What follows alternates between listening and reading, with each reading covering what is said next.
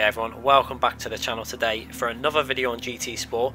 We're back with a race at Suzuka, and today it's a single make race driving the Toyota Supra Concept GR.3 car. So it's also a standing start, which was a nice surprise. I've not done many of these and I do like them, so we're going to jump through to the TV replay cameras for the first lap to watch the action so we can see all that's going on. We get a reasonably good start there, you can see, and the car in front of us bogs down a bit. We go down that right hand side and try and make up a play straight away.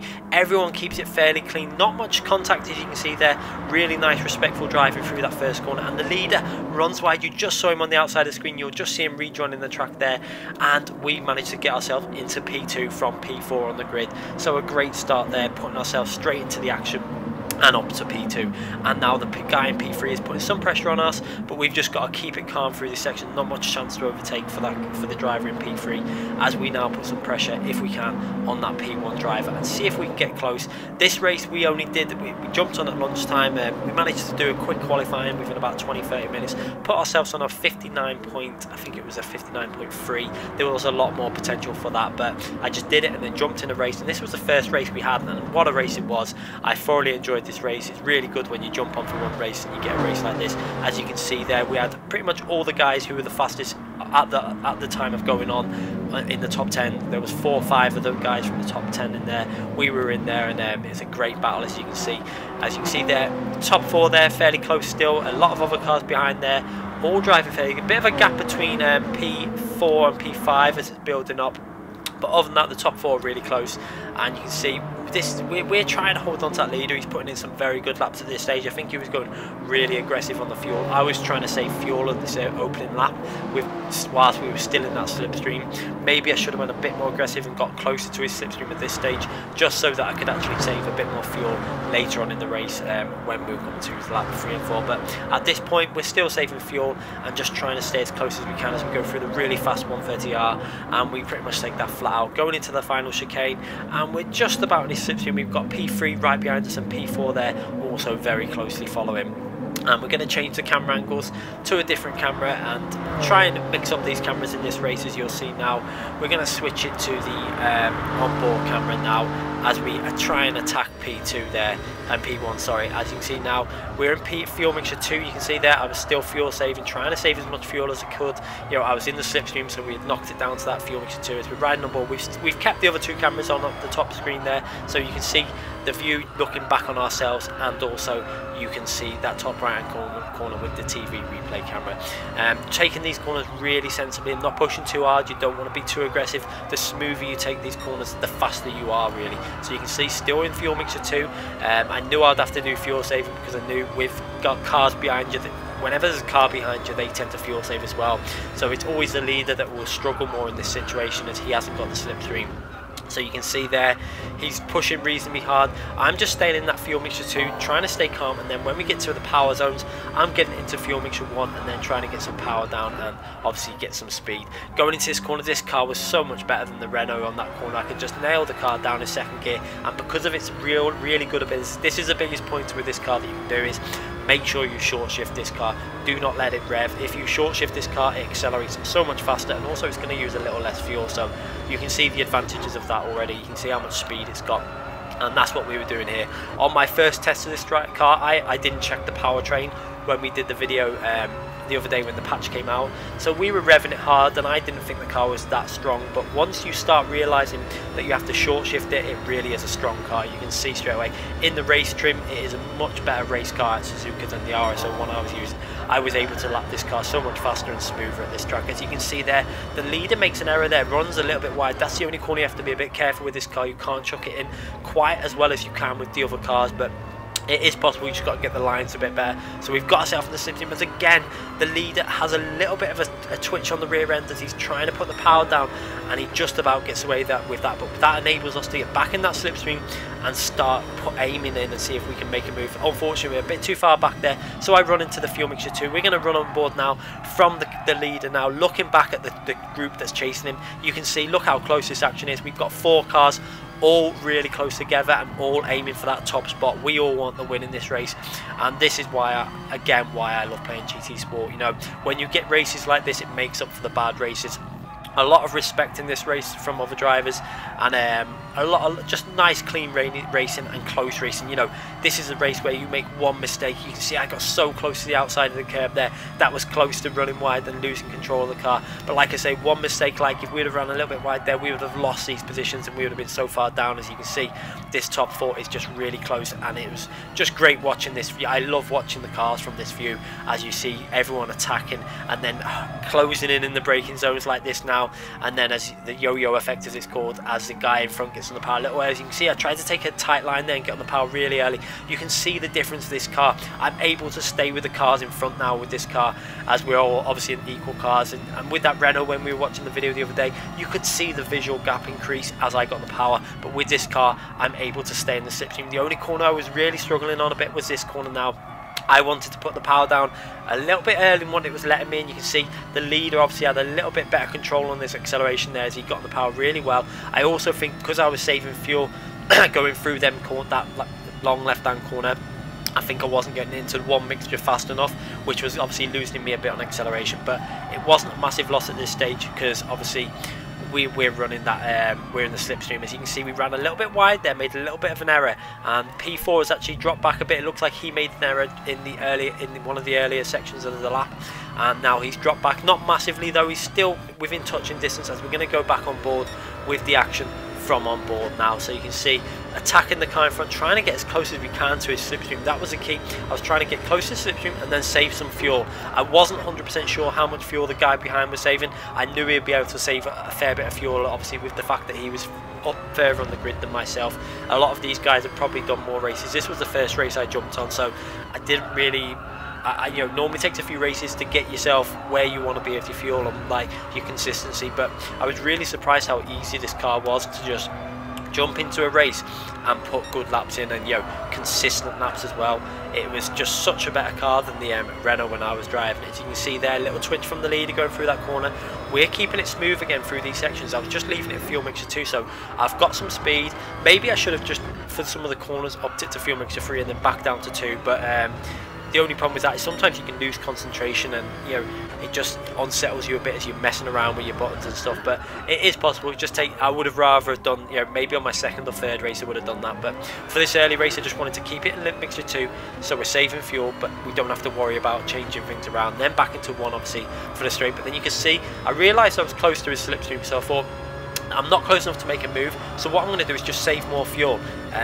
It's one thing you can do, you know, if you think that you're not going to be close enough to make a move by the end of the straight, there's no point wasting that fuel in fuel mixture 1 just so that you're going to be a bit closer and then waste it, because you're going to drop back anyway when you can't make a move. As you can see there on the TV replay camera, the guy behind got a much better exit from that corner. I tried to squeeze him a bit, but then I had to give him space, and then luckily for us I was able to tuck back into the leader's slipstream and then maintain that position in P2 as I really attacked that corner there. You can see the speed we carried around it. I wanted to make sure that he wasn't able to attack me into the next chicane, as again, just look how close his action is as I ran a little bit deep into that chicane, which has put me a bit under pressure now from the guy again in P3. We ran too far into the chicane, obviously trying to make sure that he didn't dive bomb us into that corner. You know, you never know from these drivers in these races. I've learnt my lesson now with being cautious in these situations. And again, he looks like he's going to make a move. I'm going to try and hold a really fat, again, look how much speed I carry through that corner, and take a really deep wide line just so that I give him space but I carry the speed through the corner as well.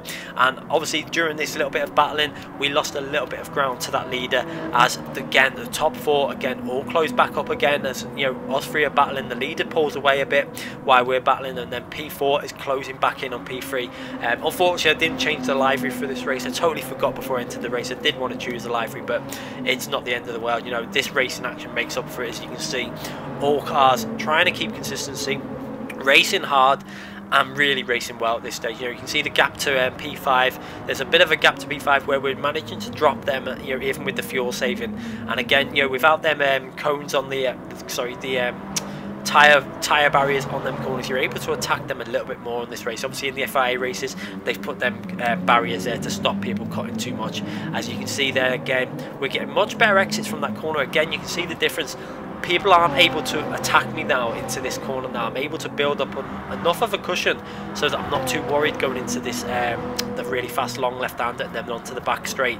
So it really, I was able to then save fuel in more places, and also my lap times were still better than the RS01 when I was saving a lot of fuel. So it really does show you what a difference this car is. It's a really good race car. I do recommend it. I think for like its ultimate lap time, it's pretty similar to a lot of other cars for me at this track, but I think for race pace it's really strong. It's because you're able to short shift it and keep your speed, you're obviously saving fuel at the same time, so it is a very strong car. And I can see a lot of people choosing this car in, obviously, when it's an open choice, and obviously for the FIA season it'll be interesting to see how many people go with this car, because the GR4 car obviously is good at some tracks but not so strong at others. As you can see, we go into the pits, we've saved pretty much the same fuel as the guy in P4, but the guy who's right behind us has saved the most. The leader had saved the least. Like I was saying, he was in the lead, so he had to use more fuel. We managed to save more than him, but then the guy behind us managed to save quite a bit more than us, so I knew that he'd be coming out the pits in front of me. So the aim was to make sure I've got enough fuel to run pretty much strong all the way to the end. You can see it, I overdid it again because I knew that position was lost and I probably wouldn't be able to get P2. So there was no point me worrying about him. What I needed to do was give myself enough fuel now to run strong to the end, and maybe put some pressure on these two top drivers, and then maybe mount an attack at the end of the race. So you can see there we've got P4 behind us, but now we're able to run this full mixture to the end, and it really does help out when it comes to defending. You're coming out the exits corners, you've got a little bit more speed, you've got a little bit more acceleration, so it just makes it that little bit harder for anyone to get too close to you. As you can see now, we're going to have to start attacking and trying to put in some good laps, because we've got a bit of a gap to P2. We've lost that slipstream, so we've got no slipstream to drive in now, and we've really got to get our heads down and see if we can attack. As you can see, P2 had another moment there as he got that left tyre on the grass, and then as he came back onto the track it nearly made him lose control, but he managed to save that just about. And now again into the braking zone, we're much stronger than we were with the RS01. Look how we can attack this so much more now. Staying in second gear in this car, it's obviously got that much low down pull that you can do that in this car. I obviously did try that in the Renault, but it just wasn't possible. It just bogged down too much, and I lost so much. I mean, about 3-4 attempts it would lose. But this car is really good for it. So, you know, if you're struggling on that corner with this car, try it in second gear, and you get a really nice pull out of it. As you can see, going through this long left-hander, we're in third gear. Early upshift into fourth gear again really helps because of the power again. Upshifting it to fourth stops you losing the rear end so easy, and then you're able to just really pull out of this corner and then work your way with some really top speed. This car's got a really good top speed. It'll be interesting to see what this car is like at Monza. I'm not too sure it'll be as competitive as other cars, but when it comes to the FIA, if it goes to Monza ever, you know, in other FIA events, it's going to be interesting to see how close it does get to some of the other cars. Obviously it's going to be stronger than a lot of the other cars like the Porsche and stuff, and the more common cars that are good at other tracks. This is going to be a very strong car at tracks like Monza. So you can see the guy behind us again putting a lot of pressure on us there. You can see he's only 5 tenths behind us as we're trying to really drive consistently and trying to keep cool, trying to maintain our position on the track, and just trying to see if we can get into their slipstream in front. You can see them battling away. P2 looks like he's got a bit more speed than P1. Maybe, obviously, he's put a bit more fuel in. I think maybe the guy who's in P1 now, he had saved that much fuel with running a low fuel mixture, so he's obviously then had to take that into account when he's pitted, and he's maybe not put enough fuel in to really be able to attack this race. And P2 is putting a lot of pressure on this stage. You can see we're also slowly, very slowly starting to get ourselves a bit closer now, as we're trying to concentrate on the guys in front as well as the guy behind us. I had to be a bit cautious. You know, he's only 7 tenths back at the moment, so I was always being aware of where he was on the track. And one thing I did with this car was, with it having that TV replay camera, you know, to look back on, I made sure I could had the view a little bit further back so I could see it fully without, you know, being obstructed. As you know, without, some cars don't have that, so it's a bit, you know, it's so much better when that's there, so I can see what's going on behind me, and if someone's going to make a move, it does make a difference. And I do like this car for having that. It's one real positive with this car. As you can see, again, going through this final corner, we're trying to get on that power as early as possible, but again, we're just not able to do it quite as well as the car in front of me, the car we was chasing in the first stint before we pitted.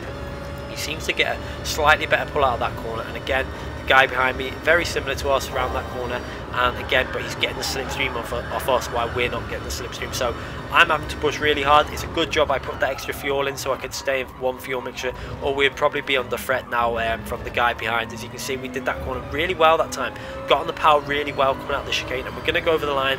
And let's see, I think this lap might have been the fastest lap of the race. We actually, yeah, we hit a 2:0, so that straight away was half a second faster than what we did in the RSO1 in that race, in the top 24 stars race. And it wasn't particularly amazing, it was an okay lap, but this was our first race with it, so it instantly shows you how good this car is in race conditions around this track. You know, if we would have been in this car around this track, I think we would have been definitely more challenging, much higher up on the grid, maybe for a top 5 position or so. So, you know, it's one thing I do need to start doing is doing race speed rather than just qualifying, because, you know, the RSO1 was great in qualifying spec. It was a reasonably good car for that. It was a very hard car to get the time in, however it did have the potential, but this car is that much easier to drive. It feels more consistent, and I really enjoy driving it. I probably won't pick it for any of the future FIAs though, unless the GR4 tracks suit the GR4 Toyota, which I do like as well. So it'll be interesting to see what they do for other FIA events. I'm not too sure how they're going to run these FIA. I know that we're in the pre-season coming up, and then we're going to be into the full season obviously soon after that. But how long the FIA season is going to run, I'm wondering if it's going to be quite a long season in the FIA, in the proper official season. Maybe it'll be a 3 or 4 month long season or something like that. I'm not too sure. As you can see, again, we're trying to put some pressure on this guy in front. We're managing to close in a bit here now. You can see we've managed to get the slipstream. There's a guy in front. He obviously starting to feel the pressure, has gotten the power a little bit too early and lost the rear end. We're into his slipstream now. We're really attacking now. We want to get into that slipstream and try and see if we can make a pass. As you can see, I'm going to have a little look down this side now. We're in the slipstream. We're going to go to the left and see if we can make a move. We're going to get pretty much got our front of our car's side of him, but he just closes the door and I had to lift out of that, and the guy behind is now putting me under some pressure, so I'm going to have to go defensive in the middle of the track and just try and make sure that he can't make a move on us. So let's go back and have a little look at that. As you can see, I was really getting the slipstream now. We're getting more and more slipstream. So really a little bit too late on, but I decided to have a little look at it. And the 50 board is pretty much where you make them, you know, you've got to be side by side. I was very close. You have a look there. I did have my car to the rear of him, but I could see that he just wasn't going to give me any space, and he just shut the door on that. So, you know, it's fair enough. I probably would have done something similar, but I would have maybe tried to give a bit more space on that inside. But, you know, everyone drives differently, and I can't fault him for that really. You know, he was just being very aggressive in his defence, and it's 100% fair really. I just had to back out of that, and I've learned, you know, not to risk anything in these races. You know, after how much DR I lost on that other race, I've really got to pay attention to that for the next like few weeks. Is just race it very safe, not making any stupid moves, and try and get our DR right back up there. You know, especially if how important it's going to be for these FIA events and for maybe future competitions. I want to try and get my DR really high up, so you're going to see sometimes being a bit cautious. I need to do it to get that DR back up, but I still will make overtake. You know, I had a look at that move, but I realised it wasn't on, and I backed out of that. You know, if I thought there was a legitimate chance of a move, I probably would have gone for it, but once I realised that I wasn't you know, far enough ahead, I had to just back out of that move. And again, you can see we're managing to just hold on to him again. We managed to get really close. It's a shame though that if we would have just held and maybe stayed back for, you know, not made that move, got back into his slipstream, I think we would have been a lot closer for this final lap. But unfortunately, we went for that move, and we kind of ruined our chance of an overtake at the end of the race. But you can see, look how close it still is after 9 laps. You know, we've got the top 4 cars here separated probably by about 2 seconds, and that's just great racing. That's what you want to see in any of these races. It makes you want to play the game more the way it is. So again, cars getting a little bit loose going through that corner, so I was really trying to get on the power in case he made a mistake. And again, he gets the car really loose on the exit of that corner, as he's obviously trying to get on the power really early. But unfortunately now it looks like we're a little bit too far back to really make any sort of move, so we're going to just keep the power down. You know, you don't know what type of fuel people have got left, so I always push to the end. I had plenty of fuel there. You can see 0.03, so I knew at this stage I wouldn't you know, I don't need to go into fuel saving mode. I can just keep it to pretty much floored to the end of the lap, and then going for that corner, really attack that chicane. And then you're going to see now, I think the guy in front might have been running a little bit low on fuel. As you can see there, it looks like he ran out of fuel at that stage there just before the line, so he was really running marginal on his fuels. But we managed to take P3. P4 had a few penalties he had to drop back, and a great race between 4 very fast drivers, and I really enjoyed that one, and I hope to get more races like that in the future. So let's have a little look at the point where P1 got overtook. I found this move a little bit aggressive. Watch this as we go into slow motion. The guy on the outside, he just cut him off. I don't know if he knew him, he was still there, but he just shut the door on him. He actually came into contact there, and you'll see now that the guy who's now in P2 actually got hit at the front as he cut him across, and the car starts sliding a bit. It was a little bit aggressive, but I don't really think he was at fault. I just think that he wasn't aware that he was still a little bit side by side. You know, he had his front end at the side, and he did really deserve a bit of space. I think P1 should have really given him a little bit more space on the outside. But anyway, that was a great battle. I really enjoyed that. Hope you guys enjoyed it. Make sure you sub the channel if you haven't already subbed. Click that notification button so you don't miss any future videos. We'll be back with more GT Sport every day, and also a Project Cars 2 videos and a Assetto Corsa in the future. Thanks again for watching, everyone.